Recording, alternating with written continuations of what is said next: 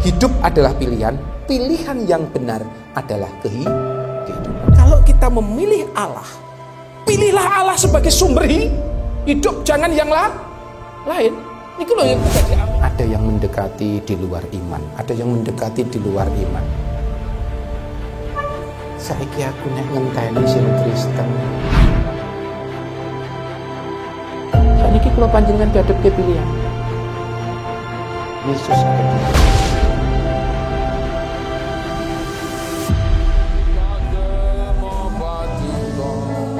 Piranto sapolo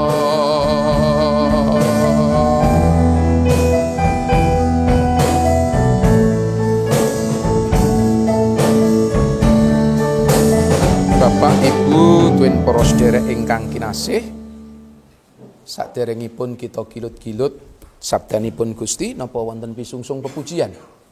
Kepareng kula tepangaken malih, kula Agung Susilo pandhitaning pasamuan wonten ing GITJ Marturia Ploso Kecamatan Mlonggo Karanggundang Kedung Penjalin caketipun mriku. Ngaten nggih. Mboten Ploso Marturia lho. Sebab mriku wonten Ploso Ngipik, Ploso Jepara. Ngene Pak Sekum Sinode. Nanging kawula sami menika Marturia Ploso. Ya, puji Tuhan. Ejang punika wangsul malih ing tema hidup adalah pilihan. Nah, Bapak Ibu ingkang kinasih, dalam hidup kita itu memang betul hidup itu adalah pilihan. Mas saya wis dibujuk terus. Dengar-dengar aku cek cilik Pak, iya. Mulane tak takoki. Pacar ya. Sudah usia berapa? Ya. Oh, sudah punya anak 2. Tapi kita kayak rambutnya ireng apik. Dulu milih enggak Mas pasangannya itu? Milih sampeyan. Tak asal entuke ngono. Karena lewat WA akhirnya Bapak Ibu nomor acak, kenalan entuk gitu. Ada yang begitu? Wonten? Enggak ya. Jadi pasti ada pilihan ya Mas ya. Kriteria wonten toh? Ada. Jadi itu termasuk bagian pilihan, bahwa hidup di dunia ini adalah pilihan. Nah, Bapak Ibu ingkang kinasih, gesang secara karohanen ugi dipun adepaken marang pilihan. Nah, saking perkawis punika Bapak Ibu ingkang kinasih, wonten satunggaling pesen tumrap ing bab pilihan punika ingkang sepisan menawi kula panjenengan milih, ya pertama pilihlah dengan hikmat. Nggih. Gegayutan pilihan dengan hikmat awit menapa? Menawi dipun ngendikaken dening Musa, jikalau engkau taat akan apa? Mengalami keberuntungan. Amin. Jelas ten mriku sampun dipun jelasaken. Nah, ketaatan punika ateges nindakaken menapa ingkang dados pranatan-pranatanipun Gusti kanthi leres. Coba nek kula panjenengan bayangke wonten ing kitab Taurat menika. Damel napa kudu persis sing dipun ngendikaken dening Gusti, ora oleh neka-neka. Padha persis. Lan menika keberuntungan dipun tampi dening umat. Ingkang kaping kalih, jika tidak taat itu akan binasa. Jadi hikmatnya menawi kula panjenengan waos wonten ing kitab Wulang Bebasan bab 9 ayat ingkang kaping 11 Bapak Ibu, monggo coba dibuka. Amsal bab 9 ayat 10. Kula wasaken. Wedi asih marang Pangeran Yahwa iku wiwitaning kawicaksanan, lan wanoh marang Kang Maha Suci iku pangerten. Amin. Jadi yang pertama jelas kita harus memilih itu dengan hikmat. Kanthi pangerten bilih Allah menika minangka pusating gesang. Setuju Bapak Ibu? Allah itu pusatnya kehidupan. Kula panjenengan urip niku karena sinten? Karena sinten? Gusti. Gusti anggenipun maringi urip kanthi napa? Kanthi napa? Pernapasan. Leres. Sebab nalika manungsa pertama dipun bentuk dicipta dening Gusti saking napa Bapak Ibu? Tanah. Saderenge dihembusi napas Tuhan, menungso kaya napa? Mayit nggih. Ya wis dibentuk ya. Nanging ora urip. Kaya mayit. Baru Tuhan memberikan nafas hidup. Tangi. Urip. Amin. Berarti sing duweni urip siapa? Gusti Allah. Jadi Allah itu sebagai pusat kehidupan. Inilah yang harus kita tahu. Lan kula panjenengan mangertosi ingkang kasebat kanthi hikmat. Yen ternyata urip iku saka Gusti Allah. Mungkin kula panjenengan, "Alah Gusti Allah apa? Nek ora digoreng rumah sakit ya mati, sing menehi urip iku dokter." Lah nek sing marai urip dokter iku nek rumah sakit ora ono sing mati. Saka rumah sakit. Lah ngoten sih. Jelas yang memberi hidup itu adalah Tuhan. Mula saking perkawis punika nek kula panjenengan milih kanthi hikmat, jelas Allah harus disembah karena napa? Kemahakuasaannya. Amin. Niki penting sekali. Nanggepi menapa ingkang dipun ngendikaken dening Musa dhateng para kakunganipun Gusti umat Israel kala wau.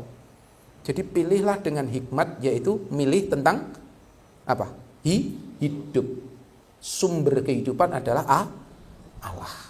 Allah itu yang penuh dengan kekuasaan, maka menungso termasuk kula panjenengan sami menika kedah gesang di dalam Tuhan. Hidup di dalam Tuhan itu adalah hidup menuruti segala perintah Tuhan. Di luar perintah Tuhan berarti kula panjenengan ora urip ing sajroning Gusti. Kula sepat mawon sederhana, nek di dalam gereja niku termasuk niki mawon nggih. Nek wonten sing ten samping berarti di luar gereja. Berarti kalau di dalam firman Tuhan kita hidup di dalam Allah, lepas dari firman Tuhan kula panjenengan urip di luar Tuhan. Mula saking perkawis punika kula panjenengan ugi kedah nyembah namung marang Gusti. Ojo nyembah Allah liyane. Amin. Niki penting lho Bapak Ibu, kula matur. Sebab manungsa menika asring kegendeng bab-bab ingkang seakan-akan itu yo cepet ngoten. Aku nek ndonga iku kesuwen ora dijawab-jawab e. Neng aku nek mara ning gone mbahe nganggo rokok utawa gula kopi langsung dijawab. Betul? Masih ada orang-orang Kristen yang suka dukun? Atau di sini ada dukun? Nah, jadi artinya kalau kita memilih Allah, pilihlah Allah sebagai sumber hidup, jangan yang lain. Ini kalau yang kedah diamini dalam hidup kita. Karena hidup itu adalah pilihan. Sebab napa? Nek kula panjenengan milih Gusti minangka sumber ing gesang, kula panjenengan badhe ngalami gesang. Nek kula panjenengan milih wonten ing sanesipun, berarti itu akan mengalami apa? Kematian. Nah, Bapak Ibu ingkang kinasih, saking perkawis punika kula panjenengan kedah netepi kang dados pranatan-pranatanipun Allah, sahingga kula panjenengan diberkahi dening Gusti. Amin. Gusti minangka sumbering berkah. Awit saking keagunganipun, kemahakuasaanipun, kekayaanipun. Jehovah Rafa, Allah yang menyembuhkan. Betul? Jehovah Jireh, Allah yang mencukupi. Jehovah Nisi, panji keselamatan. Jehovah Shalom. Amin. Inilah yang disembah Israel harusnya. Termasuk kula panjenengan sami. Jadi dalam hal ini pilihlah dengan hikmat adalah kita tahu. Hikmat itu kan pengetahuan sih Bapak Ibu. Bahwa Allah lah sumber hidup kita, Allah lah yang punya segala sesuatu, maka Dia ketika kita sembah, kula panjenengan bekti, kula panjenengan tepi kang dados pranatan-pranatanipun, mula kula panjenengan badhe diberkahi wonten ing bumi. Setuju? Itu yang pertama. Yang kedua, pilihan itu berdasarkan fakta, kenyataan. Musa menika ngengetaken malih marang menapa ingkang sampun kelampahan. Bangsa Israel dielingke marang fakta-fakta kejadian-kejadian yang nyata. Kowe dhisik metu saka Mesir iki karana Gusti Allah. Sapa sing gebak Mesir? Kalawan kodhok, kalawan lamuk, kalawan penyakit sampar, karana napa? Hujan es, betul? Terus terakhir napa malih? Anak sulung mati. Sapa sing nindakake kuwi? Gusti Allah. Niki fakta. Sapa sing meni kowe nalika ing pasamunan?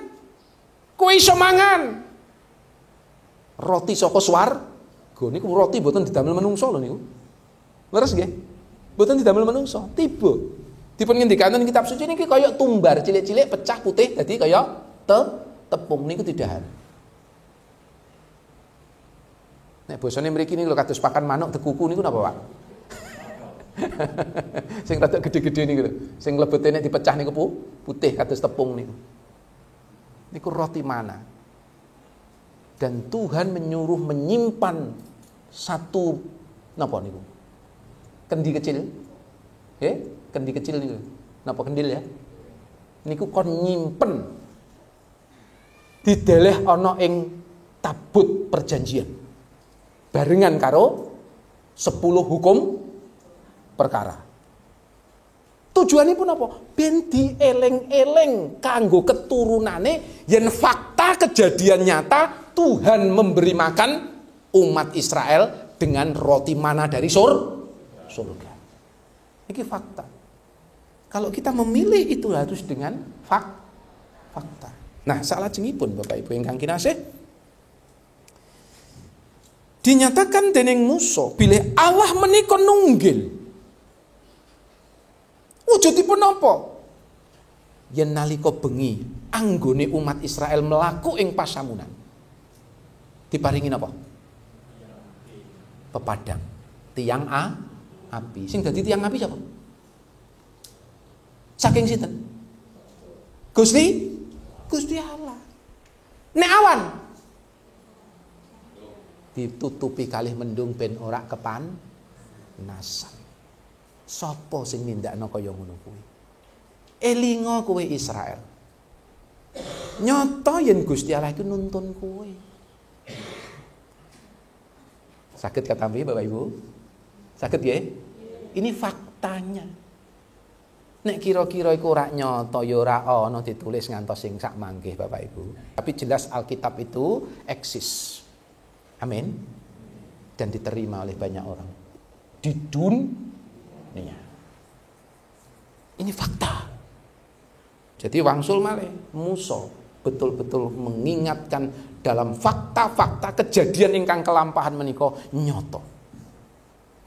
Nah, mula Bapak Ibu, kanthi nyata menapa ingkang dipun alami dening Musa lan dipun aturaken dening pasamuan inggih umat Israel ing wekdal sawau sehingga manungsa dipun tuntut mendhet satunggaling keputusan ingkang pas inggih menika milya urip ana ing Sang Wah, amin. Dados minangka sesepuh niki cetha. Iki sing wis kelakon dhisik iku kaya ngene lho, nang nduk, Dik. Yen Allah iku entuke mitulungi kaya ngene. Mula kowe kabeh uripa, ya. Percaya marang urip ingkang saka Gusti Allah. Nah, niki penting sangat kangge kita sami. Nah, Bapak Ibu ingkang kinasih, monggo salajengipun. Ternyata ing panggesanganipun umat Israel ingkang sampun dipun paringi pilihan dening Musa ing wekdal sewau, lan Musa ngatak supados awit karono fakta-fakta ingkang nyoto ingkang sampun kelampahan awit karono Gusti Allah, Musa nyuwun supados Israel iku nyembah marang Gusti Allah Sang Yehuwa. Nanging sejarah setelah Musa dilanjutkan sinten? Yosua. Yosua mati, akhirnya pecahlah bangsa Israel. Mereka menyembah Baal. Pada zaman hakim-hakim banyak itu. Mereka menyembah Baal, hakim-hakim Tuhan utus. Setelah hakim-hakim, raja-raja mendirikan bangsa Israel dan Yehuda. Akhirnya bangsa itu pun saling bertengkar, saling berperang lan sanes sak piturutipun amarga napa? Terpengaruh dengan Baal ataupun Allah lain, sehingga tidak mengalami ketenangan, ketentraman, kemakmuran dalam hidup bangsa itu. Menawi panjenengan mangke waos, nek mboten percaya, kitab Hakim-hakim 1-2 raja-raja jenengan waos. Itu kejadian setelah Yosua, setelah Musa, umat Israel nyimpang saking pranatanipun Gusti. Sebab napa? Pergantian apa? Generasi. Iku kudu dielingno meneh. Sebab napa? Sebab ana ning tantangan. Niku wau Baal, Asitoret, terus napa? Milkom, wah macam-macam niku. Leres nggih Bapak Ibu? Nah, saking perkawis punika monggo kita sami kedah emut lan wangsul hidup adalah pilihan. Dari Musa tadi, pilihlah dengan hikmat, pilihlah karena fakta. Kangge kula panjenengan ing samangke, Bapak Ibu, kula panjenengan ing wekdal samangke menika mlebet wonten ing mangsa utawi zaman akhir. Zaman akhir kalih akhir zaman niku sami napa mboten? Sami napa mboten? Zaman akhir kalian akhir zaman. Sami napa mboten? Mboten, sami, mboten. Nek akhir zaman niku berarti wis rampung. Nek zaman akhir menika sih mongsone menjelang akhir. Ngaten nek kados ngeten niki kan napa? Menjelang akhir berarti zaman akhir. Nah, menika. Nah, mekaten kula panjenengan mangertosi yen mekaten kuatipun akaryaning iblis kangge mempengaruhi umat-umatipun Gusti. Ibarat kasar kula iki golek bolo sak akeh-akeh. Sebab nek sijinan iki wedi, nek loronan wedi, nek mbraka ora wedi. Ngendikane ngeten, alah dilakoni wong akeh ora apa-apa, mlebu neraka ya wong akeh. Kan ngeten ta? Mulane pun iblis niki golek kanca samber-amber ae. Lan jelas dipun ngendikaken menawi kula panjenengan bandingaken setunggal Petrus bab gangsal ayat ingkang kaping 8. Iblis iki kaya dene singa nggero. Leres nggih? Singa nggero. Golek napa niku? Mangsa. Sing dimangsa sinten? Manusia. Karena itu singa diibaratkan itu oleh iblis. Cetha nggih Bapak Ibu? Jadi nek jenenge gerung-gerung golek mangsa berarti siap untuk diterkam. Yang diterkam siapa? Manusia. Berarti jelas kangge kita sami supados menungso sing dipun pengaruhi dening iblis punika mangke saged ninggalaken Gusti Allah, nilar Gusti kados dene umat Israel niki wau. Leres nggih? Nggih, niki iblis. Nah, tujuannya adalah berbagai macam cara dilakukan untuk menjatuhkan manusia jatuh dalam dosa. Nah, mula nek kula panjenengan simak wonten ing Lukas pasal 4 ayat 13. Sasampunipun iblis nyobani Gusti Yesus, leres berapa kali? Berapa kali? 3 kali. Batu dijadikan roti. Yang kedua disuruh menjatuhkan dari bumbungan bait Allah. Yang ketiga diperlihatkan kekayaan dunia. Nek kowe nyembah aku Yesus, kabeh kaendahaning jagat lan apa kang ana iki tak wenehno marang kowe. Nuwun sewu gobloke iblis ngira. Nuwun sewu kula matur. Lha wong sing nitahake iku karena firman. Firman iku sinten? Gusti Allah. Gusti Allah nek wonten ing Sang Firman iku yang firman hidup adalah Yesus. Lah kok Yesus dicobani kon nyembah. Kewalik napa mboten? Kewalik. Lah niku.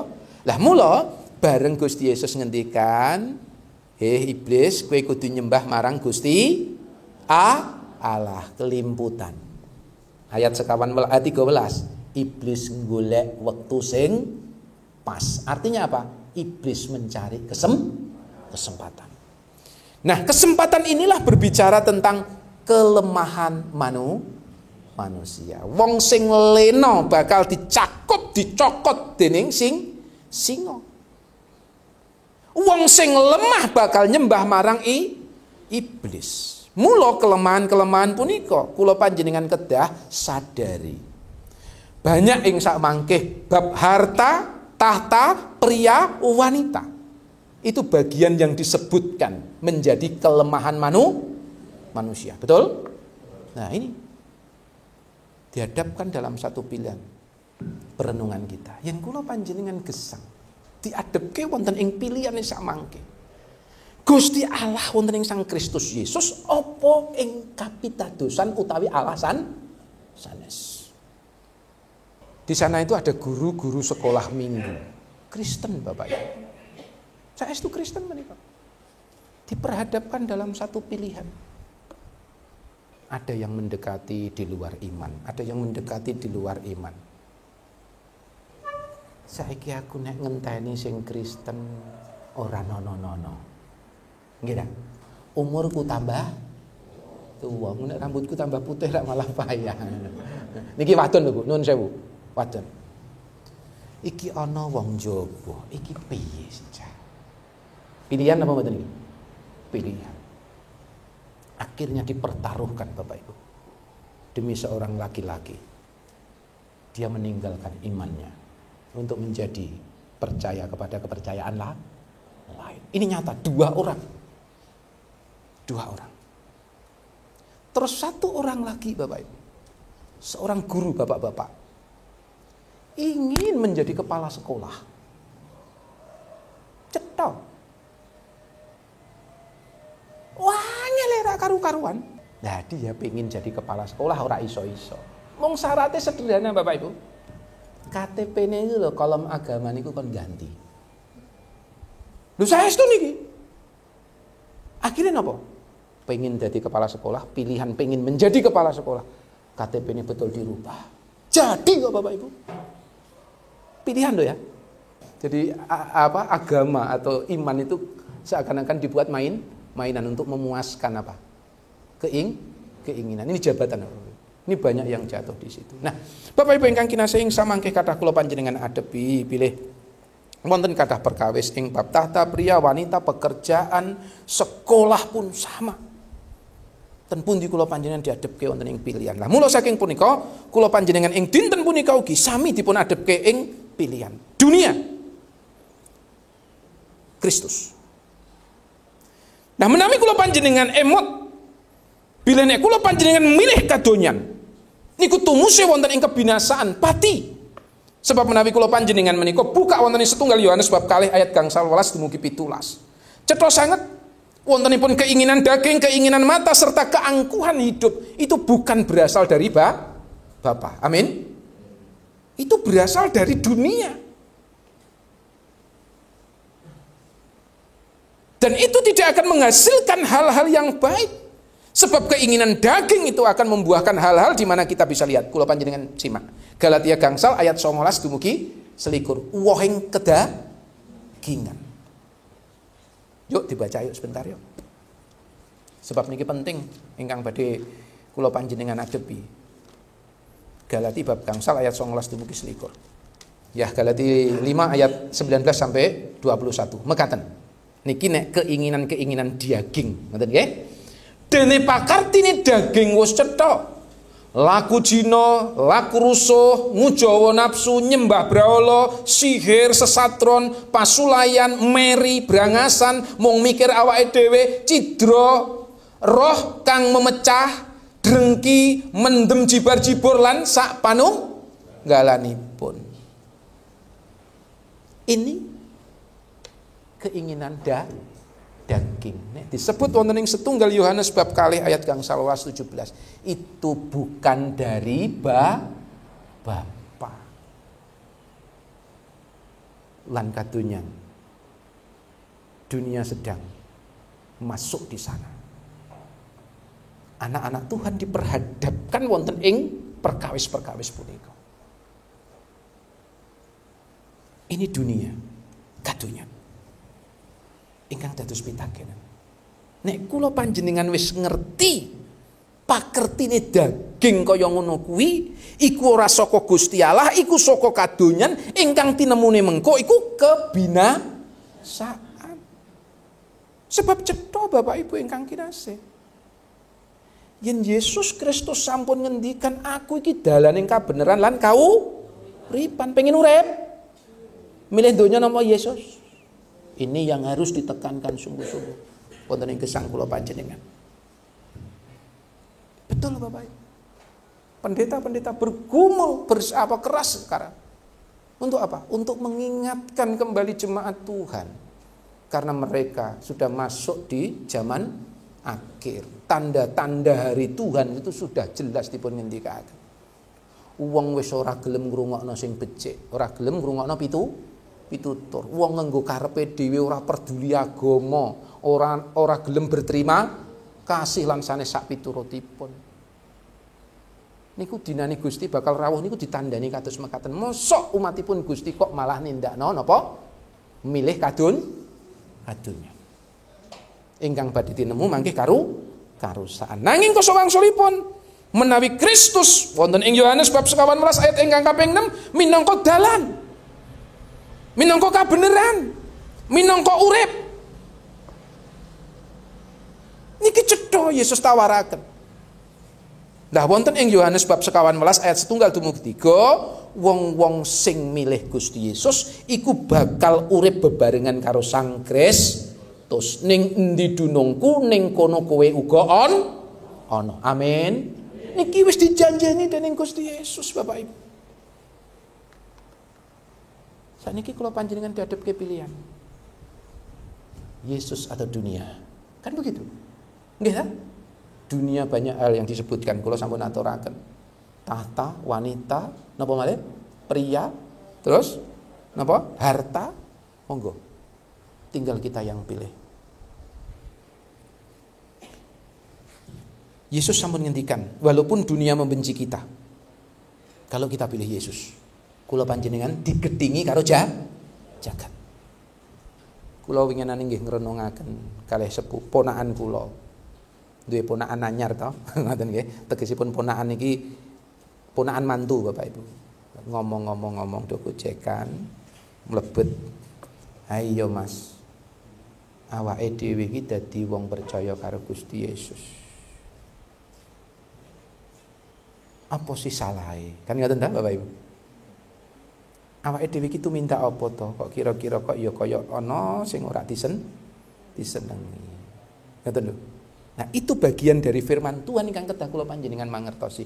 Yen penderekipun Yesus niku encen ora disenengi karo jagat. Nek kula panjenengan saka jagat mesti ora bakal seri. Sebab kanca, nggih napa mboten?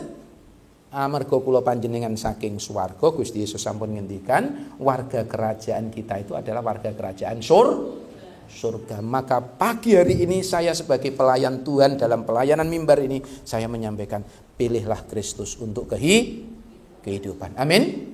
Nah, ini kata-kata hikmat saya kalau mungkin panjenengan tampi. Hidup adalah pilihan. Pilihan yang benar adalah kehidupan.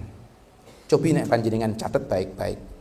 Hidup adalah pilihan. Pilihan yang benar adalah kehidupan. Nek kula panjenengan milih salah, kula panjenengan badhe ngalami karusaan, kebinasaan. Tetapi kalau kita milih yang benar, kita akan mendapatkan kehidupan bersama dengan Tuhan Yesus. Kiranya Tuhan memberkati.